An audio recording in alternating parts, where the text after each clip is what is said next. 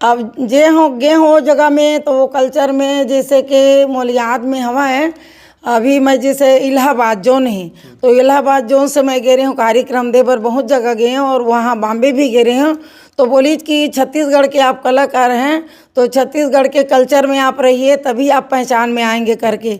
तो ये ज्वेलरी है, गहना जेवर है, ये जो छत्तीसगढ़ के लुगड़ा है एला पहनबे तभी छत्तीसगढ़ के एक नाम हो रोशन होई।